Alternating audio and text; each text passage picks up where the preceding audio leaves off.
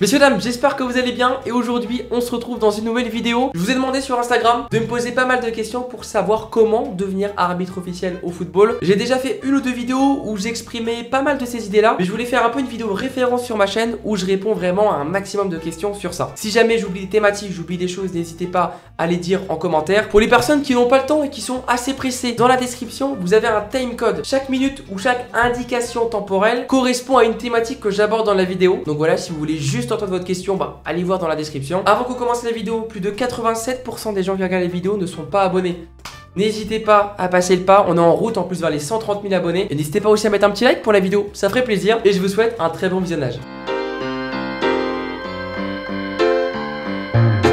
Quelle est la démarche la plus facile pour devenir arbitre officiel? J'en avais parlé assez rapidement à droite à gauche, mais là, ouvrez bien vos oreilles, je vais vous le dire clairement. Dans l'idée, si vous avez déjà eu une licence en tant que joueur ou que vous en avez une maintenant dans un club de foot près de chez vous, essayez de contacter le ou la présidente de ce club, ou en tout cas une personne qui est chargée de l'administration. Vous lui dites clairement, par exemple par téléphone, souvent les clubs, on les contacte par Facebook. Sur Facebook, il y a un numéro de téléphone, il y a un mail, etc. Vous dites clairement que vous aimeriez devenir arbitre officiel et que vous aimeriez vous lier, entre parenthèses, avec ce club. Les clubs manquent très souvent d'arbitres, surtout les clubs amateurs, donc dans la plupart du temps vous serez très bien reçu. Par rapport à la formation, c'est ce club qui va vous inscrire à la formation. Dans 95% des cas, je connais pas forcément tous les clubs amateurs en France, la formation vous est offerte par le club parce que ça a un prix et ce club là s'engage normalement à vous offrir 1 à 2 jeux de maillot, des chaussettes et un short. Comme ça vous commencez la saison en tant qu'arbitre officiel avec tout le matériel et toute la tenue entièrement gratuite. À l'heure d'aujourd'hui, pour devenir arbitre vous devez sortir 0 €, parce que parfois j'ai entendu des gens qui aimeraient devenir arbitre mais l'idée financière de devoir acheter tout l'équipement, ça peut repousser certaines personnes et je comprends parce que ça reste quand même un investissement. Si tu vas acheter un maillot,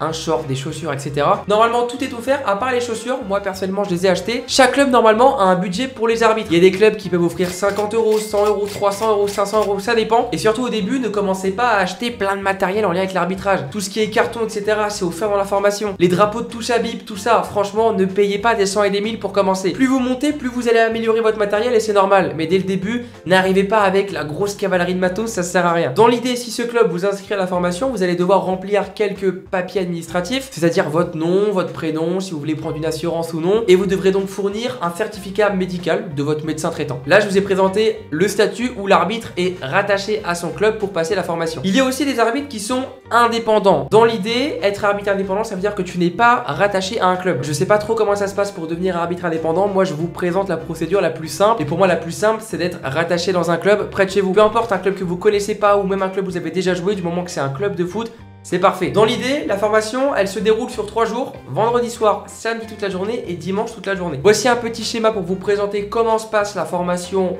en règle générale. Je vous avais déjà présenté cette image dans une autre vidéo. La théorie, c'est déjà d'enlever les clichés sur l'arbitrage, apprendre les bases, le bon vocabulaire et pouvoir arbitrer normalement dès le début. Dans la partie pratique, ça va se dérouler sur le terrain. Vous allez déjà apprendre à siffler, apprendre à gérer les conflits, à maîtriser un drapeau de touche. Il n'y a pas forcément de date prédéfinie pour passer la formation. Il y en a en juillet, il y en a en août, il y en a en septembre, en octobre, en novembre, en janvier aussi. Tout dépend de votre district. Donc moi, ce que je vous conseille, c'est ou de taper le nom de votre ligue ou de taper le nom de votre district. Donc la ligue c'est votre région et le district c'est votre département. Admettons vous êtes comme moi, vous habitez dans le 87 en Haute-Vienne, vous tapez sur internet district Haute-Vienne, formation arbitre initiale. Vous regardez les dates et vous allez tout simplement passer la formation dans le siège du district le plus près de chez vous. Et à la fin de cette formation, vous aurez un examen. Cet examen, il va permettre de valider ces 3 petites journées on va dire de stage et d'avoir le statut d'arbitre officiel et vous commencerez donc en district. Cet examen il n'est pas directement à la fin de la formation, il viendra 1 à 2 semaines après. Vous recevrez par mail votre convocation pour la bonne date. C'est un examen qui est noté sur 30 points et il vous faut 15 points pour l'obtenir. Dans l'idée il n'est pas si compliqué que ça et même si vous le ratez vous pouvez directement le repasser après. Moi je vais pas vous mentir, je me suis trouvé la première fois parce que j'avais pas assez révisé. Après on vous demande pas forcément des révisions énormes, juste d'avoir en tête les reprises de jeu, les motifs de carton jaune, etc. Mais ça se travaille, comme tout dans la vie. Voilà, j'ai pris une petite claque comme ça m'a fait du bien. Ensuite, on va enchaîner sur une autre question en lien avec la formation. Quel est le délai pour arbitrer après avoir obtenu du coup l'examen qui vient en général 1 à 2 semaines après la formation? Moi, j'ai passé la formation début novembre. Elle a été décalée à cause du Covid, etc. Et j'ai commencé à arbitrer officiellement le 20 janvier. Il y a eu la trêve hivernale, donc ça m'a fait sauter à peu près 1 mois. Dans l'idée, au moment où vous passez la formation, il faut attendre 1 mois et demi, 2 mois. Après, tout dépend de la rapidité comité de votre district. De toute façon, ils vont tout faire pour que ça se passe bien, pour que ça soit assez rapide et que vous pouvez enfin commencer. Donc dans l'idée, si vous passez une formation fin août ou bien en septembre, vous pourrez commencer à arbitrer, on va dire début novembre. Comment on reçoit les désignations de chaque match pour savoir où on va, quel match on va arbitrer? Il y a un site tout simple qui se nomme le portail des officiels. Vous aurez vos identifiants personnels quand vous serez arbitre officiel. Et d'ailleurs, j'ai pas précisé, mais quand vous passez la formation, on part du principe que toutes les personnes qui se présentent à la formation vont obtenir l'examen. Ce qui est pris en compte et mis en avant, c'est surtout le fait de passer le pas de vouloir devenir arbitre. Au début, vous ne serez pas face à des professeurs, ça va être des arbitres qui vont vous former. Ils savent la difficulté de passer le pas, passer la timidité de se dire allez, je vais devenir arbitre officiel. Donc on n'est pas dans un cadre scolaire. Ce site, il s'appelle le portail des officiels. Je vous montre tout de suite à quoi il ressemble. Et sur le côté, vous avez tout simplement plein de rubriques. Si on prend comme exemple la rubrique indisponibilité, c'est là où vous allez donner les jours ou bien les semaines où vous ne serez pas disponible pour arbitrer. D'ailleurs, soyez vraiment sérieux avec ça, ne prévenez pas la veille du match que vous ne serez pas là pour un match. On parlera un peu plus tard de qu'est-ce que l'engagement dans l'arbitrage, mais si vous vous engagez à devenir arbitre, c'est que tous les samedis après-midi à 15 h, je prends l'exemple des jeunes ou bien le dimanche pour les seniors, vous vous engagez à être disponible toute l'après-midi et le début de votre journée pour aller arbitrer, pour vous mettre dans les meilleures conditions possibles. Si vous faites une soirée le vendredi soir et que votre excuse de ne pas venir à un match, c'est parce que vous étiez en soirée, c'est pas très sérieux. Même si vous êtes en amateur, etc., vous devez avoir un minimum de professionnalisme, être ponctuel, évidemment, ne pas arriver en retard pour les matchs. Si vous avez un décès ou quoi que ce soit et que vous ne pouvez pas prévenir avec 2 semaines de délai que vous n'êtes pas disponible pour un match, le district n'en prendra pas compte et ne vous sanctionnera pas. Par contre, si plusieurs fois vous êtes indisponible pour des matchs, etc., il y a des sanctions. Les sanctions, c'est très simple. Vous n'allez peut-être pas arbitrer pendant 2, 3, 4, 5 semaines, je sais pas. Si par exemple vous avez un métier, vous pouvez arbitrer seulement 1 ou 2 fois par mois, il est important de le préciser au district avec un courrier par exemple. Comme ça, vous serez désigné à bon escient et c'est possible d'arbitrer 1 fois ou 2 fois par mois. Vous remplissez pas forcément le quota officiel parce que normalement vous devez arbitrer 16 à 20 matchs en une saison pour garder le statut d'arbitre officiel. Enfin, ça, j'ai pas toutes les infos là-dessus, je veux pas non plus dire de conneries. Si vous avez des indisponibilités liées à votre travail ou vos activités professionnelles et vous aimeriez vraiment continuer à arbitrer,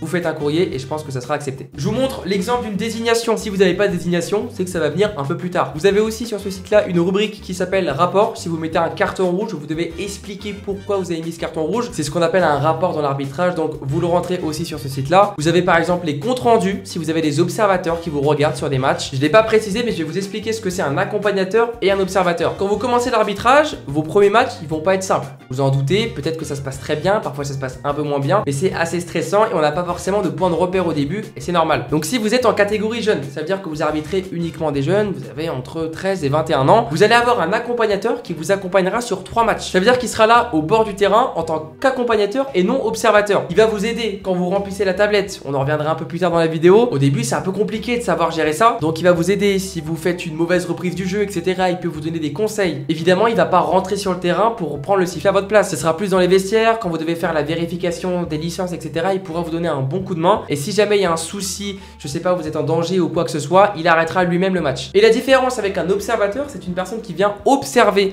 votre arbitrage, faire un compte rendu à la fin du match et vous noter. Un observateur en senior, ça permet de savoir quel arbitre monte, quel arbitre se maintient, quel arbitre descend. Et en jeune, ça permet surtout des montées, mais aussi des conseils pour qu'on s'améliore. Le fait d'avoir joué au foot, ça aide réellement, ou même de regarder régulièrement du foot à la télé, ou je sais pas, même de jouer au City Stade et tout. Tout ce qui est 1-2, les simulations, les tacles et tout ça, il y a pas mal d'actions que vous comprenez. Un arbitre qui débute, qui n'a jamais joué au foot, et un arbitre qui a joué au foot, il y a une interprétation de certaines actions qui va forcément être différente. Donc le fait de pas avoir joué au foot, c'est pas handicapant, par contre le fait d'avoir joué au foot, c'est juste un complément. On revient donc à cette question, à quoi sert la tablette informatisée que vous voyez sûrement en tant que joueur? Cette tablette là, il faut savoir que chaque club en possède une. Parfois la tablette, elle ne va pas marcher, donc elle sert aux vérifications de licence et à la fin du match, marquer le score, les blessures, les cartons jaunes, les cartons rouges ou pas et surtout les remplacements. Si jamais cette tablette ne marche pas en plein match, vous avez tout simplement une feuille de match. Donc c'est une feuille de match papier parce que normalement les feuilles de match elles sont digitales directement sur la tablette et donc vous allez demander au coach de remplir tout simplement le nom de chaque joueur ici et juste ici et vous faites la vérification des licences avec cette feuille et non avec la tablette. Vous avez une formation sur cette tablette informatisée ou durant les 3 jours ou une formation supplémentaire pour apprendre à la maîtriser. Au début on la maîtrise pas et c'est normal, hein. Plus vous allez arbitrer, plus ça sera facile. Et quand vous serez accompagné sur vos tout premiers matchs, parce que là vous n'êtes pas lâché dans la cour d'écran, l'accompagnateur va vous montrer pas mal de choses où vous hésitez sur la tablette. 3 jours de formation, ça va aller très très vite. Si vous avez des questions, si vous avez des choses que vous comprenez pas, n'hésitez pas à poser ces questions aux formateurs, ils sont là pour ça. On va pas aussi vite qu'à l'école non plus, hein. C'est pas le professeur qui fait son cours et personne peut parler, mais vous avez pas le temps de tout voir et c'est normal parce qu'il y a tellement de notions dans l'arbitrage que voilà, c'est compliqué. Faut-il avoir un bon cardio? Je vais vous répondre simplement oui et non. pour moi l'arbitrage c'est un plaisir et il y a beaucoup d'arbitres qui arbitrent juste pour le plaisir sans forcément s'entraîner la semaine. Ça veut dire tu prends le sifflet une fois par semaine le samedi ou bien le dimanche. Tu fais ton match, tu n'as pas forcément d'objectif de monter en grade dans l'arbitrage, tu veux juste te faire plaisir et c'est complètement compréhensible. Et l'arbitrage c'est avant tout du plaisir. Après, il y a des arbitres qui veulent augmenter en grade, qui s'entraînent plus, que ce soit physiquement, que ce soit sur la théorie. Pour moi, je pars du principe que chaque arbitre est sportif. Et dans l'idée, chaque arbitre est sportif. Juste, un arbitre doit s'entraîner quand il arbitre des équipes qui s'entraînent, par respect pour les joueurs. Par exemple, si je prends l'exemple de la D5 ou de la D4, il y a beaucoup d'équipes, en tout cas dans ma région, qui ne s'entraînent pas. Quand on commence à arriver sur de la D3 et surtout par rapport à la D2 et la D1, si je prends l'exemple du district, des équipes s'entraînent. Donc pour moi, tu dois forcément t'entraîner par respect aux joueurs sur le terrain. Si une équipe travaille 2 à 3 fois par semaine, tu dois de ton côté aussi travailler, peut-être pas 2 à 3 fois par semaine, mais au moins aller courir régulièrement. Je suis pas coach sportif, je vais pas vous apprendre grand chose par rapport à ça. Pour moi, d'aller courir 3 fois par semaine, c'est très très bien. Vous faites des footings de 30 minutes à 1 heure. Le but, c'est pas d'aller vite, c'est de courir longtemps, régulièrement, à un rythme assez faible. Et c'est pas facile surtout de s'entraîner tout seul. Ça à prendre en compte. Parce que moi j'ai fait beaucoup de foot, il y a pas mal de joueurs qui arrêtent le foot pour se mettre à l'arbitrage. Quand tu reçois un message de ton entraîneur à 19 h, rendez-vous au stade machin, voilà, vous êtes 15-20, donc c'est facile de s'entraîner en groupe. S'entraîner tout seul et aller courir tout seul, c'est pas facile. Mais voilà, c'est des choses que vous allez apprendre petit à petit si vous êtes motivé dans l'arbitrage. En tout cas pour moi, plus vous montez, plus il faut vous entraîner. Est-ce qu'il faut être engagé pour être arbitre? Alors oui et non. Moi quand je parle de l'engagement, c'est pas forcément les entraînements ou quoi, c'est surtout la responsabilité. Vous avez une responsabilité administrative, vous représentez une fonction, etc. Après, pour moi, l'engagement, c'est même si vous ne voulez pas forcément monter dans l'arbitrage, être présent lors des rassemblements, par exemple. Chaque district organise normalement une réunion de début de saison et une réunion de fin de saison. Ça permet surtout de se rencontrer entre collègues arbitres parce que c'est cool d'échanger sur la même passion. Parce qu'il faut savoir que tous les samedis, on est chacun sur nos terrains, mais on n'a pas vraiment l'occasion de se croiser. À chacune de ces réunions, j'ai l'occasion surtout de rencontrer des gens et ça, c'est cool. Donc pour moi, c'est assez important d'être engagé au sein des arbitres. Je pense qu'on arrive à la fin de la vidéo. J'ai essayé de balayer un maximum de questions que vous m'avez posées. Sur ce, les amis, on se dit à la prochaine. Rendez-vous tous les jeudis à 18 h 30. Si jamais il n'y a pas de vidéo, ça sera le jeudi d'après. En tout cas, je vous souhaite une très bonne journée, très bonne soirée. C'était RG et ciao.